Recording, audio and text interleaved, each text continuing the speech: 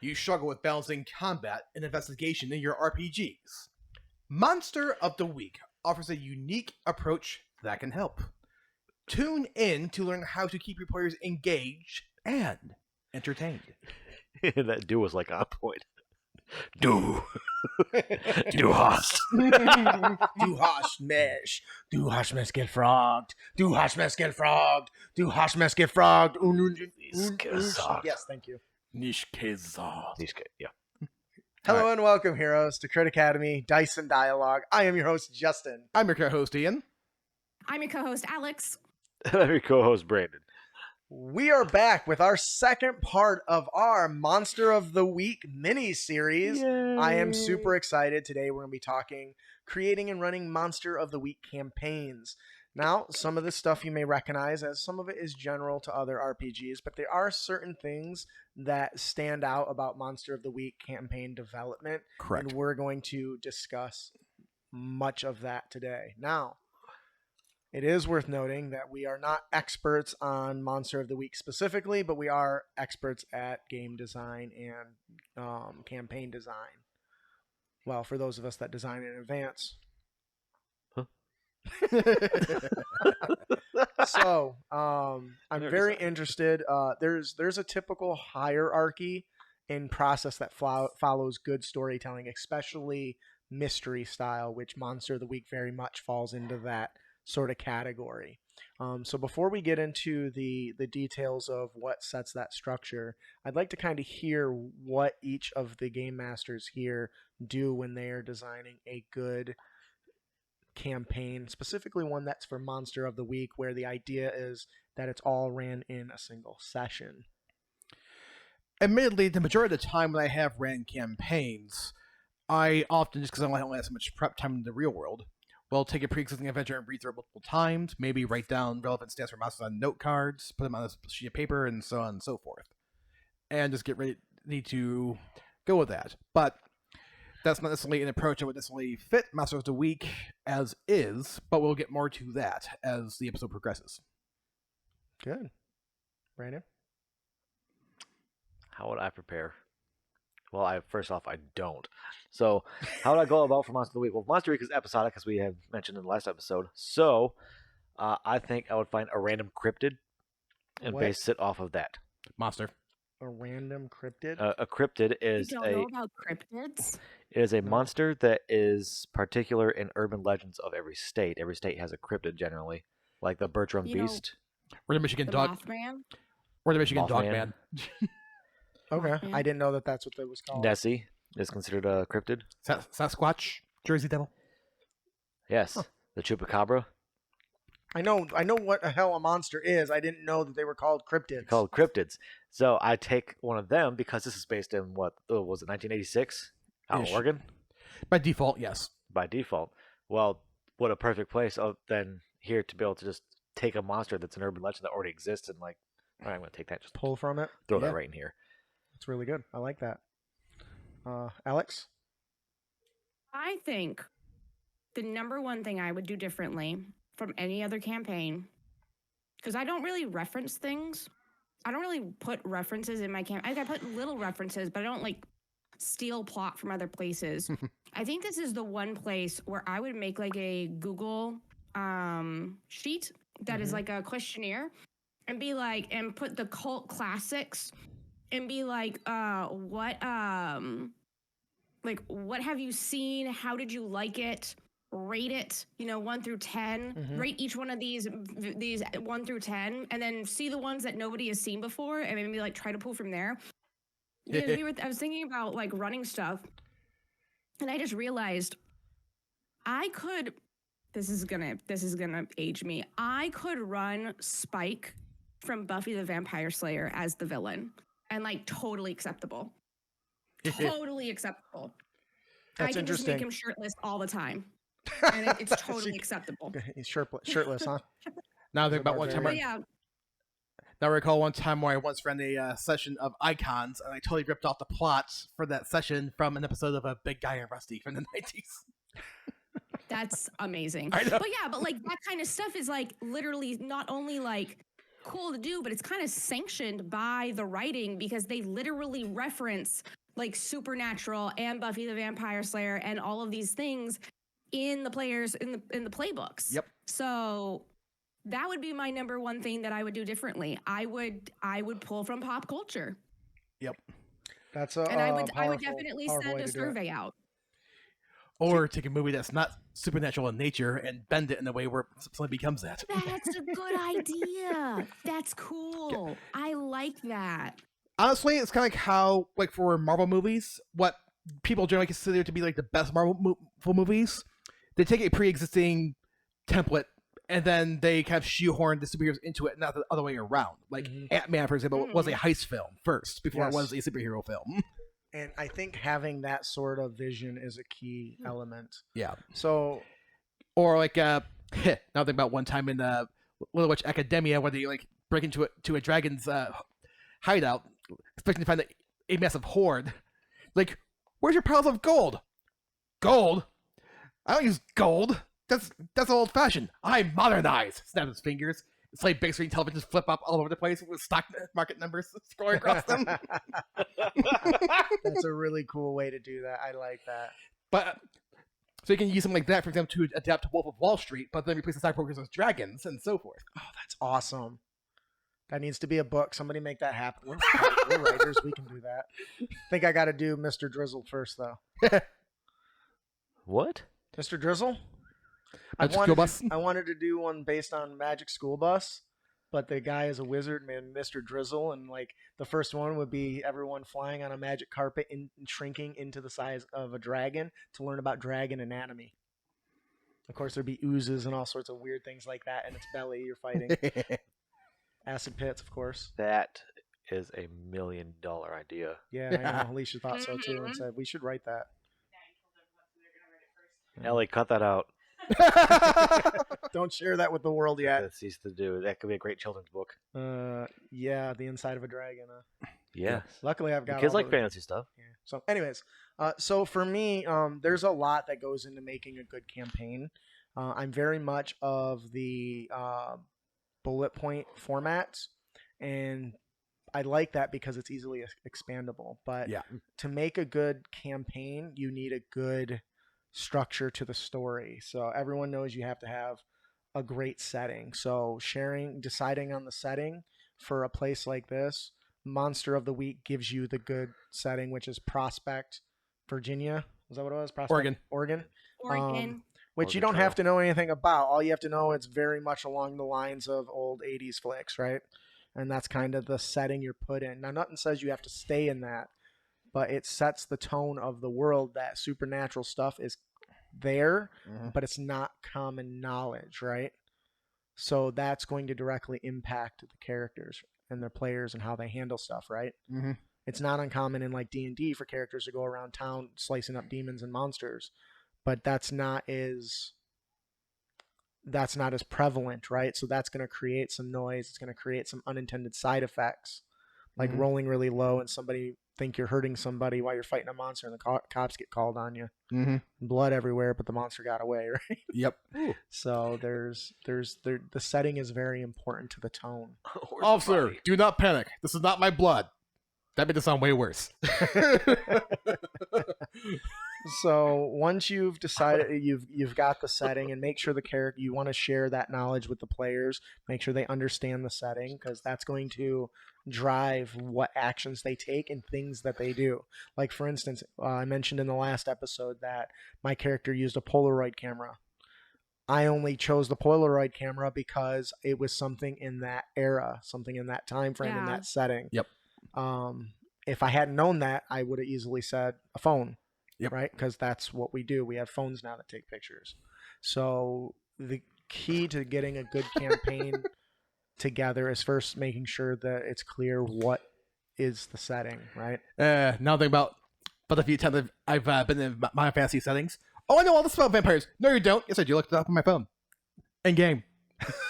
End game. So the way to solve that is is only half true, right? Yep. So that is a problem that happens in a place like futuristic stuff, right? Yep. Is that information is readily available. Yeah. Why do you think so many horror movies take place in the middle of the woods in the dead zone? So, what you can do is leverage it that the information's only partially right or half right. Yep. So now that you've done the setting, you need to decide on the plot. And the plot can be as simple as the prince has been kidnapped and 3 girls that work for Charles need to go rescue him. Yep. Right? That could be the overarching plot. What? You know, Nothing. you've seen the movie Cabin in the Woods, right? No. Anyway. What? I've not seen Cabin in the Woods. Oh God, you need to. You're I gonna don't get so do much horror typically. You're gonna get. That's not even Okay, horror. I haven't either. You're gonna Okay, get so even if you much don't like inspiration. horror, this is a horror movie to watch because it parodies horror movies so hardcore by being the perfect horror movie. But anyway, the one of the gimmicks I had in there is when the teenagers walked into the basement, there's like random items all over, and depending on which items they interacted with, it changed what the haunt was. That's interesting. They So- almost had the conch shell. That's not fair. Right. So I could easily see somebody taking that approach by placing miscellaneous items around when the players walk into the main setting. That's Right. a really good idea. Yes. Oh my God. And when they interact with us, triggers what they're dealing with that week Okay. or si- took Since you're not gonna watch this movie, I'm just gonna that spoiler alert. Okay, so for a 2002 movie. yeah, like I said, all these teenagers go to this cabin in the middle of the woods, and they go into the basement, junk everywhere, trinkets. There's a secret like hive of scientists underneath the mountain, Yeah. and they're watching them, and they're putting bets on what they're gonna pull and how long they're gonna live and stuff. And then one of them, like, they pull some items, saying, "Oh, damn, they didn't go for the conch shell, which was like Mermaid. a mermaid." So that was going to attack them. Instead, it was something different. Yep. I can't remember what So it are all was. the but monsters like animatronic or something? No, all the they're all monsters are real. real monsters that the scientists have created, and then they let them loose depending on what they pull from the basement. Oh, jeez. All right. So, anyways, so you've Stupid. got the plot. Hold on, why did I win the bet? I also bet zombies. No. You bet zombies. The winner was like a zombie lumberjack family, completely different animal, Zombie like elephant and lumberjack elephant seal. So once you've got the setting and the plot, you have to Oh, geez. structure the plot in a way that is going to follow great storytelling. And there's a lot of data out there that you can look at. But the big one is the conflict, Yes. the rising action. I recommend a twist, Yep. a climax, and a resolution. Now, the only ones that really need to be in a certain order are the rising action, the climax, and the resolution. They need to fall in that sequential order. Yeah, sure. It'd but be you weird if can the put climax was stuff- first. You can put stuff in between, however you want.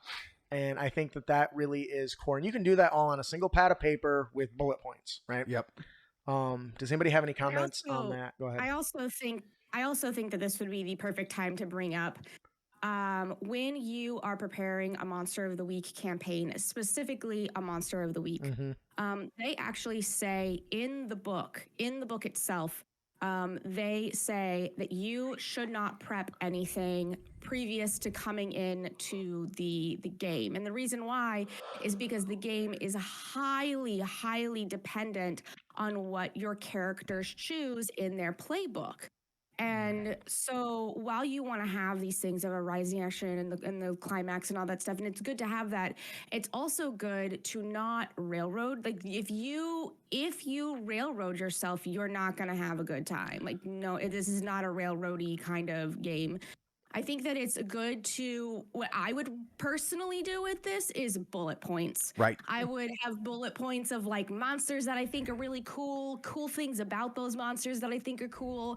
How many times can I say cool in one sentence? And then I think I would also have like bullet points of like maybe like people in town that they could run into just so I can pull someone out of a hat. Right. Maybe a general understanding of Yeah. like the city, but that's about all that I would pre-prep Right. before I meet my players or my characters, I should say. Yep. Yeah, I can easily see myself going, okay, I want to deal with this type of monster this week. Here's what triggers the events in theory. Okay, all right, monster facts, what their weaknesses are, what they're strong against, and let's pick, let's see how well they do in their investigation. One true fact, one half-true fact. No, actually 2 half-true facts, and one that's One- blatantly false. I like that. That's a really, really good approach. Yep. Third, I just stuck the vampires, but it's not dead. You're supposed to use hickory wood. Dang it!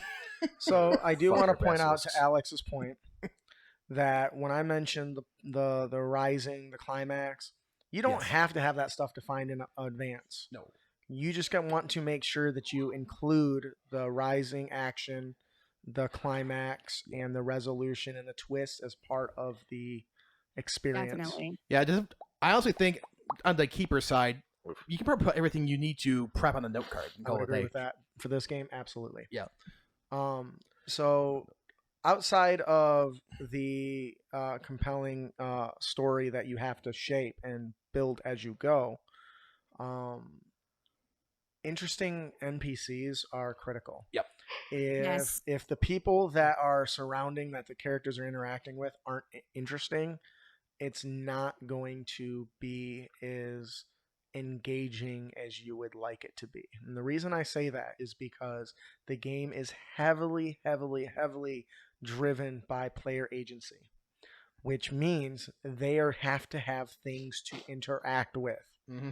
Whether it's a fleshed out NPC who seems suspicious, because you've all seen the shows, right? Mm-hmm. Where there's somebody who's like, oh, right at the beginning, it's like, oh, that guy looks guilty as hell. Well, that's on Coleman purpose, Jenkins. right? Yep. That's on purpose. And so having, even if you create an NPC on the fly, decide at that moment a core feature about it that's physical, it's a mannerism, and a motivation. Those three simple things, if you make those up on the fly and stick to them, it creates a memorable character in your story.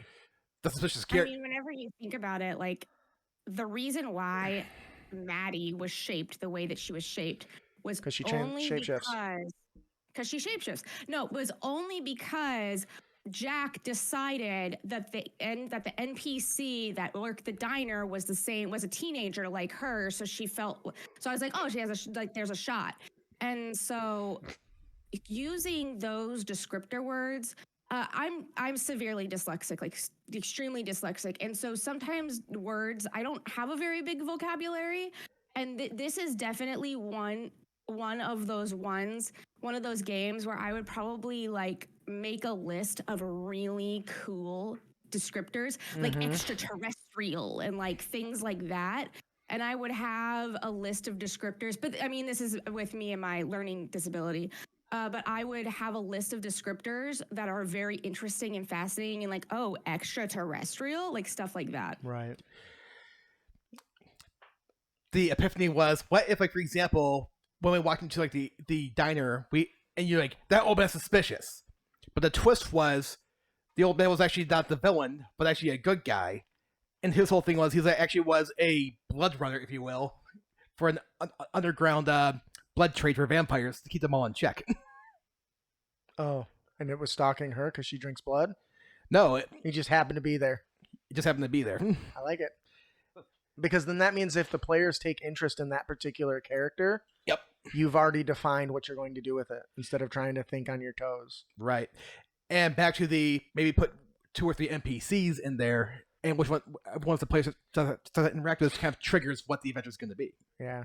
Like I think in the one we were in, we didn't there was really only 3 NPCs, I think, really.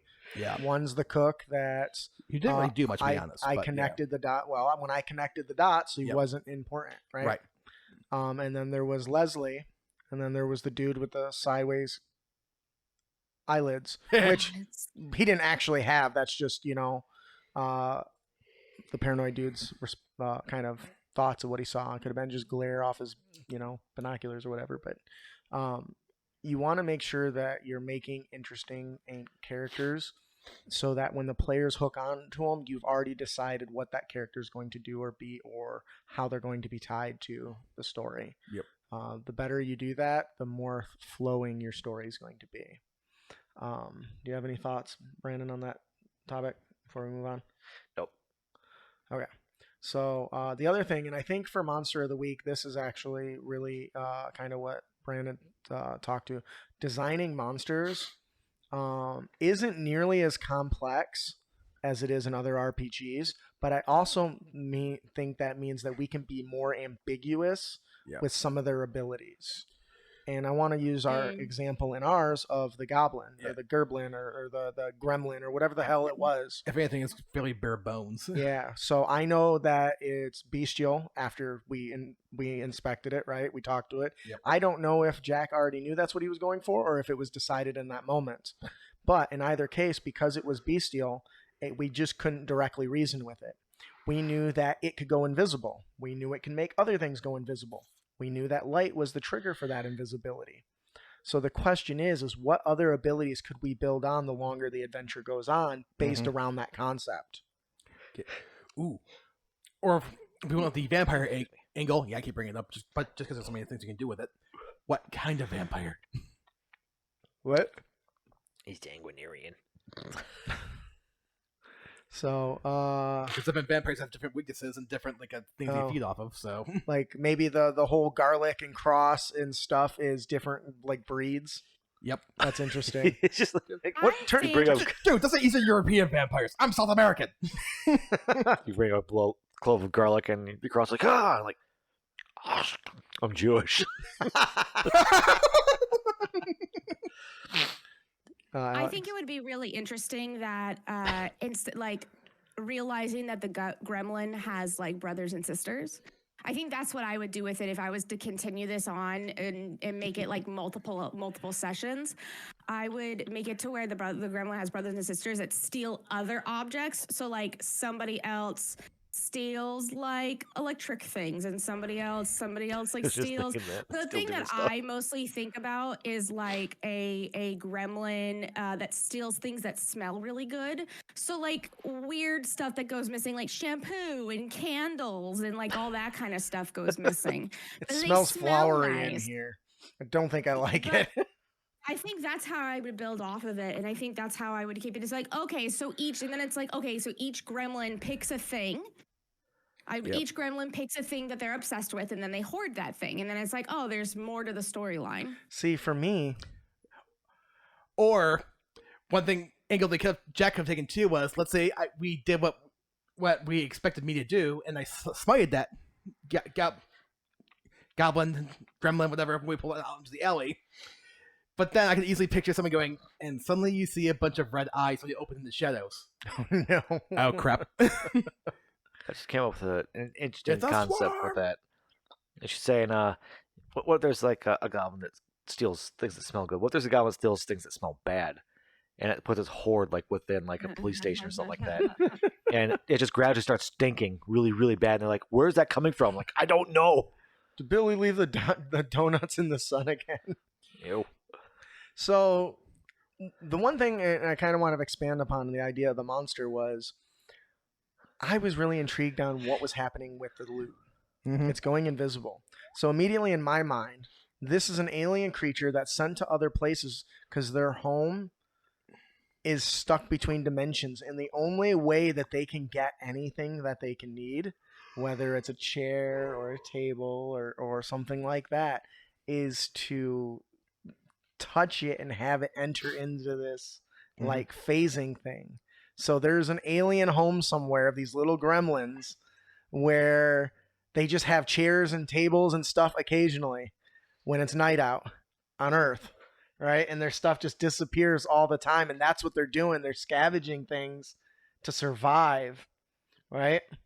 And that's fun. It teleports between these two dimensions depending on the time of day. Yeah. And so their whole entire civilization is based on, we can't get resources here. We have to go find them elsewhere. So they send out these little menacing gremlins, not menacing, innocent gremlins that are just out trying to gather things that they need. Perhaps all the things that were disappearing, maybe the watch they took is they needed a way to catch time. So he's looking for watches and, oh, I want to dress nice. Here's some cufflinks. I don't know. But to me, that's an interesting aspect that if I was to continue on Monster of the Week, having that come back up and having the players learn more about that monster itself, right? Yep. And I just think I also that's like fancy. that. Oh, sorry. Fantastic. No, go ahead. I also like that because it poses a moral dilemma, and I love moral dilemmas. Yep. What do you do? These things are trapped in this area, and they need items, they need food, they need stuff to survive, but they're stealing. So like, what do you do at that point? I think that would be a very fun moral dilemma to pose to people. Yeah, of course I would go the moral route because that's kind of how I always do. So there's kind of a lot to that. Is there anything else on designing the monsters that we really want to touch on? Because for me, there's a lot of sources out there, but I think you come up with a theme and stick with it, and then just expand upon the same theme. Yep. Because a monster of the week is not as well defined as other stat blocks, I think that gives you a lot of wiggle room to play with as the game master. I would say for the most part, simply put, maybe put puzzle pieces in place, and depending on what the monster is, the more puzzle pieces the players discover, the higher their modifiers are against the monster when they engage it. Ooh, so they get rewarded for investigating more details and uncovering the secrets? Like, for example, you take a regular werewolf, for example, through mundane means, it does jack squat, but once you find, like, silver, for example, then you can actually harm it. Right. And so forth. What do you think, B? Or you can hurt, like, a vampire, but it doesn't slow it down, but once you find, like, wooden stakes and stuff. And actually, to jump off of that, you can even build that around the story, right? Yep. Let's use the werewolf, for instance. We know that silver is important. In the gremlin, we know light is important. That becomes a key aspect of where these things would hang out. Yep. Right? Choosing a dark bar, probably not a good place for a gremlin that makes things disappear only in light. Right? I remember I pitched the idea of, like, find a abandoned gold mine somewhere and just let it loose there, where it's harmless. Like one of those dive bars, like on the side of the hole in the wall. Yeah. Where the light's very dim. So sometimes you got patrons that are like, I swear I see there's money in that corner, but I don't know. Like they can't tell if they're just drinking or on drugs or it's just not dark seeing enough, things, but it's right? not light enough, so it's like It's just kind of fading bouncing it in and out out. Or where maybe somebody opens the door for an instant and it pops up and then it shuts and it's gone. Now think about one episode of Supernatural where the monster can only be seen if you're intoxicated. Oh, that's hilarious. But I think it wouldn't be too hard to. I think the narrative focus of this gives us something as game masters to really clamp onto and include those little details in the thought process as we're generating the story, right? I think Jack did a really good job with the light because it threw my ass off the whole time, but it ended up working. It's very good. What about balancing of combat versus investigation? For the most part, I think we firmly established that even though it's there, this is not a very combat-heavy game. That said, that doesn't mean you can't implement both in way, shape, or form, and I think it does, in the end, depend on your group, everyone's playstyle / the keeper's playstyle. So, I mean, if everyone's very much into the combat, you can do a giant, killer Santa Claus, and they have to go in and bust up a house and find out that not only is the killer Santa Claus real, but it was summoned here by some crazy people, right? Go in and bust that up, and then what are you going to do with them? Summon them again. Was his name Krampus? Krampus. Nothing but the movie, the Norwegian movie Troll Hunter. That was pretty good. Okay. Billy next door got more presents than me. Come here and take his family out. So I would definitely say that whenever it comes to the balance of combat, this is really, really light on the combat. This is one of those where I would definitely equate the combat to cilantro, where it's just like, it's there. It's there. It's there. Yeah, but essentially, I actually ran into someone at a convention that I was at, who has played Monster of the Week, and when you do combat over and over and over again, whenever you do a lot of combat in Monster of the Week, it ends up making you have very quickly, you start making a lot of rolls, right? So very quickly you start gaining XP. But then whenever you gain so much XP, then it's like, okay, well then what's like the point of playing?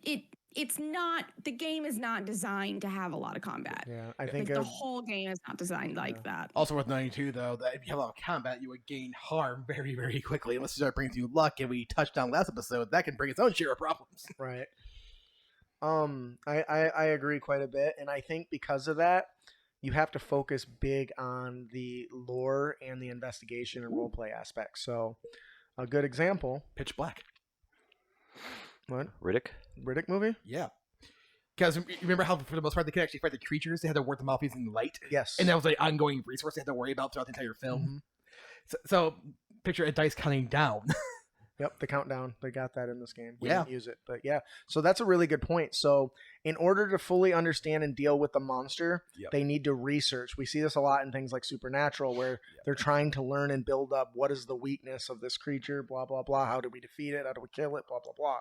So a lot of it comes down to that focus that leads into the climax. And if they make one bad roll, that leads to misinformation to find out that no, vampires aren't allergic to garlic. They're allergic to onions. But that's going to make a hell of a difference when you go to fight it, because now you're dead. And that's why everyone thinks it's garlic, because the one person that got it right either didn't share it or maybe nobody ever got it right. That was a lie spread by the vampires through their newsprint presses that they're allergic to, garlic. Look, man, I assumed that because the lore said garlic and they had the supreme pizza and the garlic ran away from me because I was holding it. I made assumptions. I didn't realize the onions on the pizza. As far as there's a cute example of that in anime I used to watch a while ago called Karen. The manga's called Chibi Vampire. It's about a vampire who's a reverse vampire. She produces too much blood. And when she gets to be too much, just massive nosebleed. That's her issue. But she can feed on people and it suppresses that. So she gets a human boyfriend and she wants to invite him over for dinner so she can cook for him. And she brings up all these cloves of garlic, and their parents are real vampires. Like, what are you doing? It's like, what? Do you think this would be good? It's like, yeah, fine, just get it out of here. And then she leaves. Like, we're not actually allergic to that shit. It just smells really bad. And I have seen some shows and books that have done that angle too. We're not allergic to But garlic. I think for this, and I'd like to hear Alex's in order to really make that work, you need to focus on those aspects of it, and those roles during those investigations and those educational period should determine the difficulty of the encounter at the end. Because in my opinion, a series of bad rolls should and could and should lead to a situation where the player characters can't defeat the monster. Yep. So they're like in Pitch Black, they have to now either just run away and avoid or lead it into a trap, capture and contain. Mm-hmm. They can't just slay it. So, Alex, did you have anything on that? I definitely agree with you. I think that it would be this is a game that is made to be punished for bad rolls. I mean, like we said in the last episode, if you fail a roll, like fail a roll, not only does it not work, but you give something up because something breaks or you give up a piece of information or something like that happens. And so I think this is very much a place where actions have consequences. Mm-hmm. And I think that I agree with you. And it is worth noting, too, that one thing we did come up in discussion is there's no initiative. Yes. No. For combat. It's all so narrative-driven that whether you get harmed or not depends on your dice rolls, too. Yep. Huh. And wasn't it you, Alex, who said you saw a game where, like, there's a monster! Okay, we all draw our pistols. Bang, bang, bang, bang, bang, bang, bang, bang. We win. Yeah, it ends up becoming really unenjoyable. That's rough. Yep. So what okay, they all did enough harm. Turns out this was just its first 4. Yes. If all goes south, give it a second 4. Yep. Now think about the Dresden Files, how they make a point repeatedly, like, yeah, humans are technically on the bottom end of the food chain because they're not really that powerful compared to a bunch of supernatural creatures. But the thing they have going for them is numbers. And in modern times in particular, those big numbers have guns, and that adds up very fast. And you actually saw that in later books when Open Warfare occurred in Chicago. I needed to pick those up. I saw the TV show that they had for a short while, which I liked, but they ended. I will say this, though. The TV show was not at all accurate. No. I'll have to check it out. You keep talking about what now? Bob's Dresden Files.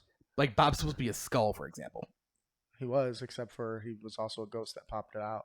But he never popped out in the book. Oh, just a skull. He just stayed in the skull. Anyways, so when it comes to running the balance of the lore and exploration pillars, that's your opportunity to feed off of the random thoughts that the players have.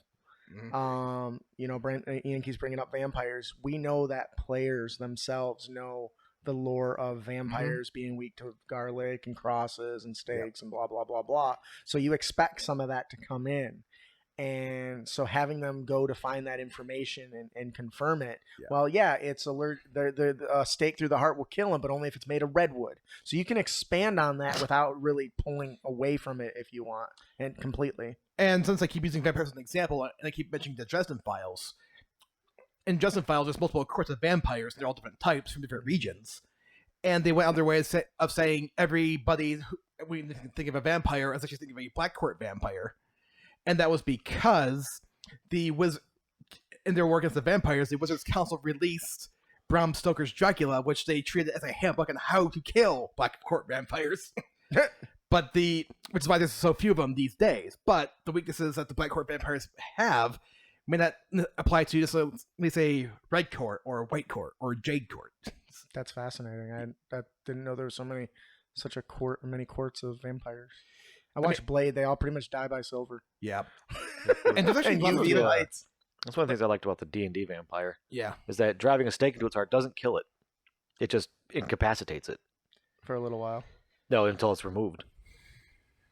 Just puts it to sleep? Yeah, it just Oh, that's awesome. stays there. That's it. So what if somebody stabs it, fills it, and pulls their stake back out for later? The thing just comes back alive and chokes a bitch. That's pretty much what it's about. You just answered your own question. All right. So there's a couple of other things I want to talk about before we're coming to a close here. Yeah. And I want to hear everyone's opinion on how best to ensure you have good player engagement and agency. What are some advice you guys to help get players invested in the story and keep them and get vested in the monster and the story throughout the adventure? I'm trying to think of some good tips that apply to this team specifically, but anything that comes to mind applies to just RPGs in general. Well, that's okay. Make sure the monster is screwing with them specifically. Yep. Give them a reason to want to go for the monster. So the monster out hunting the hunters. Could be like that. Like what if this goblin stole something that one of you guys had? Because That would most yeah, definitely they want took you to his find it. But it was so minor. Yeah, because the goblin kept harassing me because he was trying to shiny things, and my guy's a former businessman who still has lots of his items on him. Right.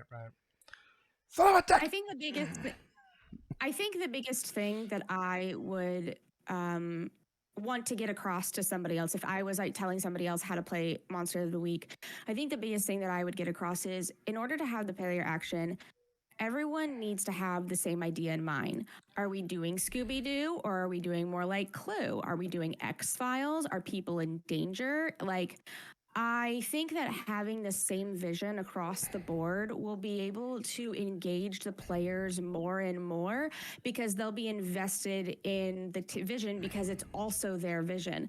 Because you have to agree, there's a difference in between X-Files and Scooby-Doo, but you can run both of those kinds of games in this system. Right. And so that's my biggest piece of advice whenever it comes to player engagement, is make sure that everyone's visions match. And that's definitely a day zero discussion to have. How I would facilitate that discussion, I think the way I would facilitate that discussion is give examples of like X-Files, Scooby-Doo, Clue, things like that, and try to come to a resolution of, okay, we want mystery, but we actually want there to be danger, unlike Scooby-Doo. And kind of create your own almost like template to put all of the rest of the campaign on. Right. That's a good idea. I like that. One thing I would touch on is one of the greatest sources you're going to find for engaging your players is their character sheet. Yep. If you look at these and say, Ian's character, Hugh, has lay on hands. I want to set up an opportunity for him to use that. He has soothe. I want to set up an opportunity for him to use that. Smite, cast out evil, angel wings. These are things that are on his character sheet that me as the keeper or game master, and really for any RPG, should be looking for opportunities to let that power shine. And I do want worth to mention, at the very least, is that the mission I selected was preventing the apocalypse. Yes. That some angelic being appeared to me, bestow power unto me, and saying, the wrong apocalypse is coming. Stop it. Wait, what do you mean the wrong apocalypse? The wrong. So that he beat me to it, but that was one of the other things. The character sheet has goals of the character, and you should be, as the keeper, trying to leverage that. And not to mention, given ideas of how your characters know each other, can act as a springboard for how your characters can play off each other too. Right. What do you think, B? That's so bad. There's an asteroid coming. It's not supposed to be.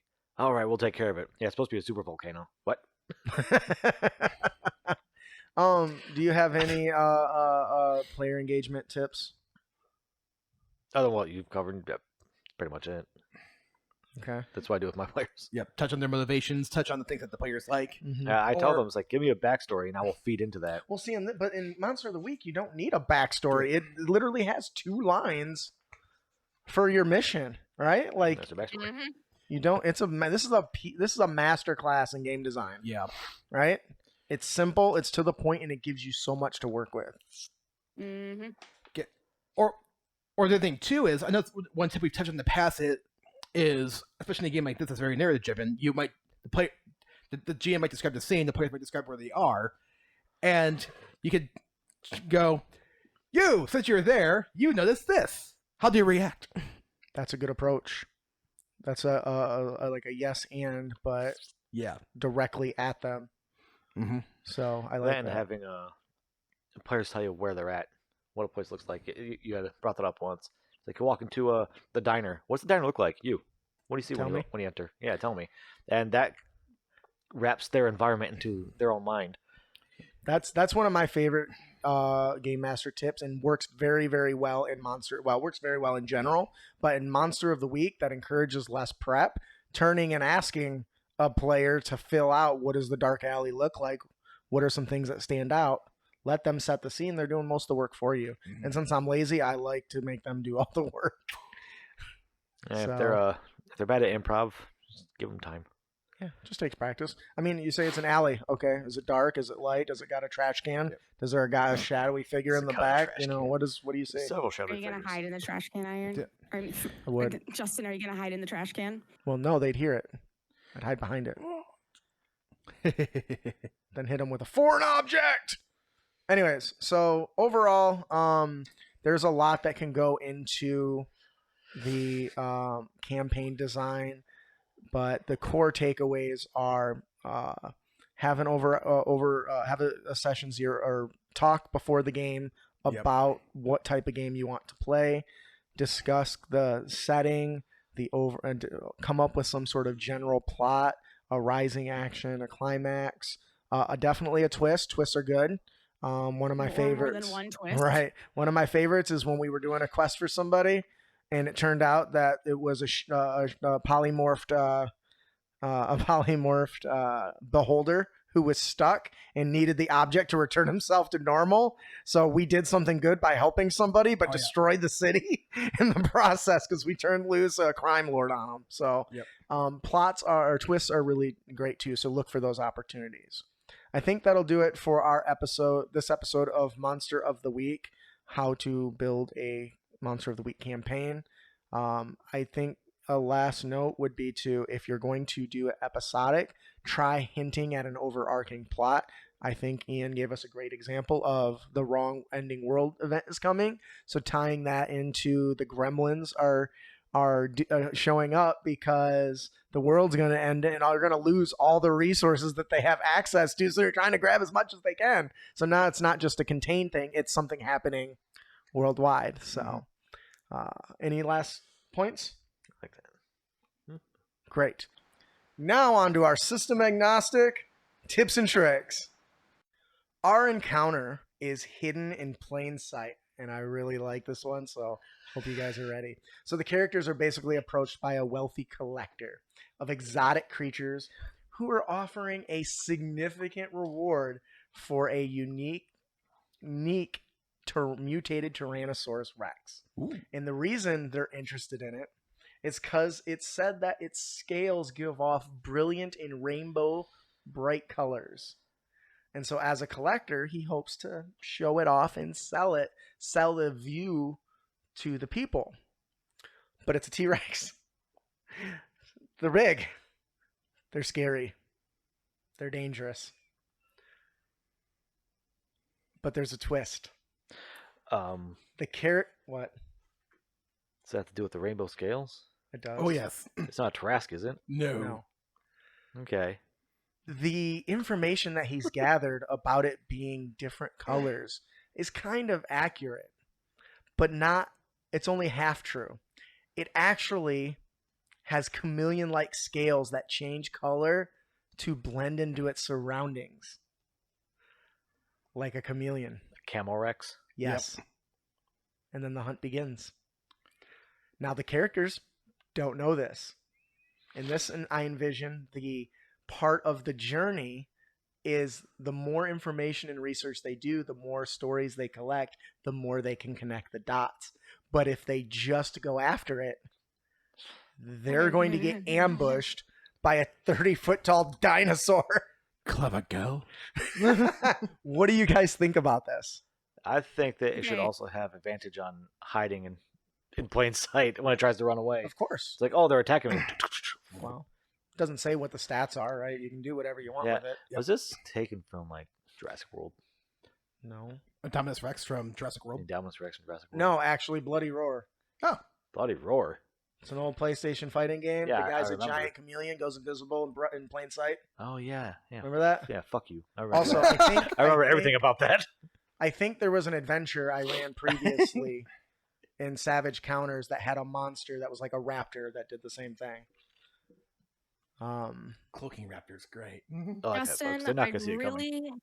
I'd really hate to burst your bubble, but you and I know damn well that no one is going to give this dinosaur over to that man. They are going to take one look at this dinosaur and try to keep it as a pet. You know this. We I'm both going know to cast Animal this. Friendship.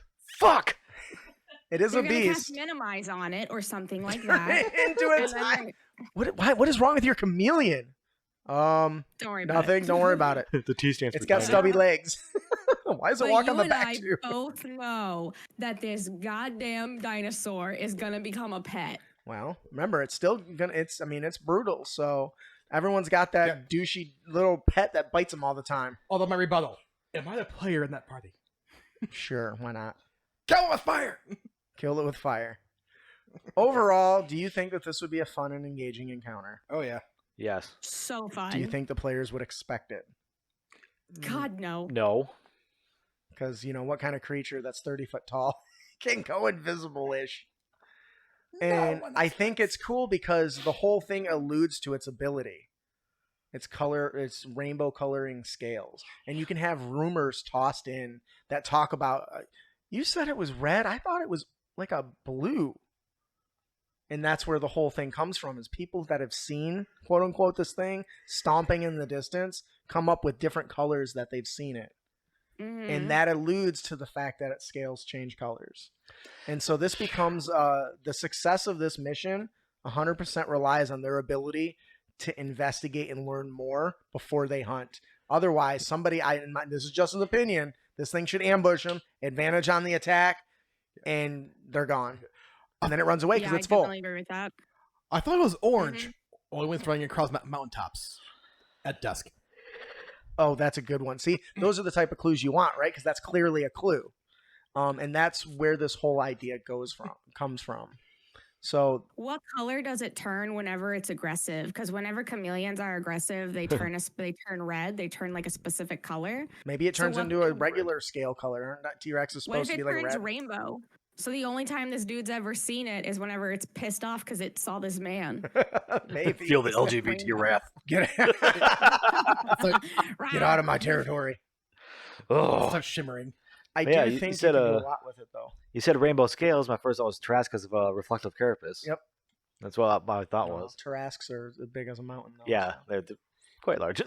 That's why I was confused. And you can change it from a T-Rex to something else. But to me, the play on the T-Rex and the chameleon was fun. Packer Raptors. What? You have to make it a Invisiraptors. T-Rex if they're going to adopt it. They can try, But I still like the I idea mean, the that T-Rex they can try to constantly trying to adopt, but eat if it's a raptor, they're just gonna like gag it and go. Like they're not. well, and that's They'll try later. I've had a player once try to adopt a slod, which I want to point out are the D&D equivalent to xenomorphs, is in the fact that they reproduce by shoving a seed inside you, which then bursts out of your chest. isn't that how everything reproduces by shoving a seed inside I something? thought so too. And then it bursts out of your chest. Yes, Oh, okay, that's a different one. chest burster. All right, My so players ruined my game with this because they fought 2 T-Rexes. They polymorphed them into sheep and a sheep and a frog. And because they had that stat block, it made it easier to animal friendship with them. yeah, and you And can then they carry just 'em. stayed that way. I was like, well, fuck. Okay, great. Thanks, guys. I think So, I I didn't want them to have 2, so they got attacked by a purple worm, which ate one, and then it ran away. It's like, okay, you get 1. I think there's conditions on that though, unless it's Ugh. true polymorph. Was it true polymorph? No. Okay, makes a Ooh, difference. polymorph it into a squirrel, and then hit it with flesh to stone. So the real question is, for this to work, to turn it to stone, to Yep. make it a statue, I was going to ask, how would your characters transport it? Assuming you have a wizard, turning it to a squirrel, then turning its flesh to stone, and carrying a tiny chameleon T-Rex with you. Yeah, sure. Okay. If you didn't have magic, how would you get this thing to the collector? Assuming they don't animal hug on it. I If it assume was you have to the use a little I&I tranquilizer.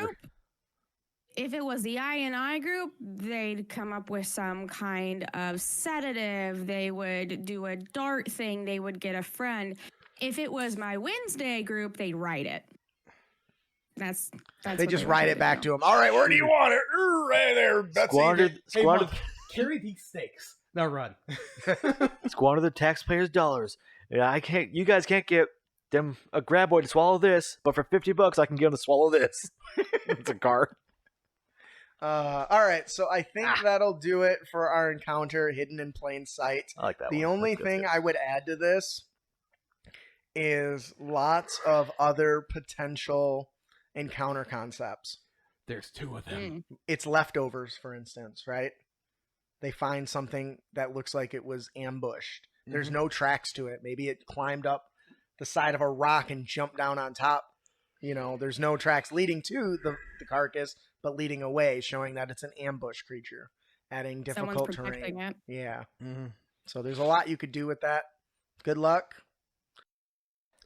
So our magic item today is the chameleon coil. Geez, Justin, how did you ever come up with such an idea? Wow, Justin, that's amazing. So I always like the idea of invisibility. There's magic and stuff that does it. But I figured maybe we should come up with a way to better capture different creatures. Right now we struggle. We focus so much on slaying monsters that we don't really give the players a good opportunity of capturing them, right? So the chameleon coil is about a 50-foot long magical hempen rope. And it's woven with threads from green and brown to blend seamlessly into the natural surroundings. Oh, what the hell? When used to tie up a monster, for instance, it magically shrinks it. Yeah, you gave the players a way to get the Rex. I did. Yep. But it's not just for that. Actually, I think it's beneficial in general. So Yeah. they can tie it up. It's a rare item. It has an ability called monster binding, which when it's tied up around a beast, the chameleon coil automatically adjusts to the length and thickness needed to properly capture the creature. Now, it also comes with beast soothing, right? Yes. Which basically kind of relaxes and reduces the creatures from a frenzy or a rage, assuming the characters fail. But that can only be used once a day, but the effect lasts for 4 hours. Now, it also has chameleon camouflage, which means when you drop it onto the ground, it blends into whatever its surroundings are. Trap. It's a trap. That's not a trap. I'm very simple with this, but I thought that this was something I haven't seen in D&D. And to me, that's fascinating because that means we're under the assumption that they're always going to kill everything. So we don't give them the tools to capture. Yep. I mean, hempen rope, I guess, but that really isn't going to hold anything. I'd love to hear your guys' thoughts on this. This definitely feels like it's filling a hole in D&D in particular, and just in more like slash and hacky kill games. This really feels like to me like, wow, I can find so many uses for that, which tells me it was a hole that needed to be filled. So I think this is really good, actually. I think you did a really good job. Yeah, it is worth noting that the color transformation can only be used once a day and last 24 hours. So if you place it in a forest and use it, and then try to place it on some boulders, it's not gonna work, right? Yeah. So there is some limitations, and it requires a bit of strategy. Brandon, what do you think?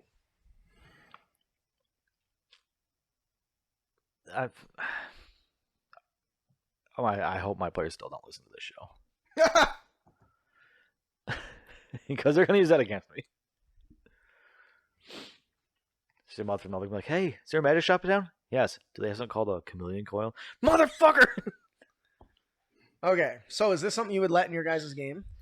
Yeah, I'd let them. You don't think it's too powerful? No. You know where I actually think this would fit really well? I'm sorry, I just processed this. Numenera. Yeah. This would be a really, really good Numenera item. I would agree. Definitely fits more into that theme. So, Also, yes, I would let this in my game. So what changes would you make? Do you think it's too powerful? I mean, the DC save is 17. So for weaker monsters... Well, it depends on the game, of course, but like, if you make like a rare enough item, you're fine. Yeah, this is rare. It is worth noting that it specifically details for beasts. Yeah. Right, and that is a category for monster, isn't it? Yep. Yeah. So it doesn't work on everything, as far as the calming mechanics and everything. But the invisible mechanic, using it as a trap and blending it in, will work for any monster, right? Because at that point, it's just hemp and rope. But that goes invisible or goes stealthy, right? And the shrinking is neat. I gave my players one of that because after they got the Rex, they're like, well, you can't just walk through the city with a T-Rex. You're going to cause mass hysteria. So, you know what? Go to a magic shop. Maybe I'll got something for you. Oh. And they have a collar that says Rex on it, and you can shrink them down one size. It doesn't shrink the monster, I don't think. No. It shrinks and grows the rope big enough or the small rope. enough to fit whatever it's on. So you're still dragging a giant T-Rex. Okay. But that's what the soothing is supposed to do in combination with like animal handling and speak with animals and all those things. This is to help, but it still requires some of the other skill sets. So, all right. I'm trying to think of how long 50 feet is. I would actually it's probably between 49 and 51. Smart ass. Thank you. I would Welcome. probably make it 75 feet, especially if they were higher level, because they're going to be encountering larger monsters, or perhaps want to take down like a Remoraz, where they're going to have to like do a giant like multiple loops around legs, or like try to like get its butt in its you know what I mean? Like Yeah. they're very Actually, interesting. Like Behair, is a Behair the one that has 6 arms? Yes. The ice guy that has 6 arms. Like I think if it was like higher levels, I would probably do 75 feet. But make it as other long than as you that, I want. wouldn't change it. Although it does adjust in thickness and stuff too, so you could easily say. Yeah, you can just say that's part of its ability. I mean, If it you want already a- grows in thickness. If you want a good representation of that, radio towers that are red and white with the alternating patterns. Yeah. Those alternating patterns are 100 feet each. Please join us in 2 weeks as we'll be discussing advanced techniques and tips for mastering Monster of the Week. If you enjoy the show and you'd like to support us, visit us at critacademy.com, follow us on social media, visit our social media pages because they don't share anything anymore unless you pay them Ugo bucks, and we don't have that. And leave us a review. Yep. Be sure to like, subscribe, click on that bell, share. Definitely share. Yeah. I'm your host, Justin. I'm your co-host, Ian. I'm your co-host, Alex. And I'm your co-host, Brandon. Thanks for listening. Have fun on your adventures and don't be a dick. Don't be a dick.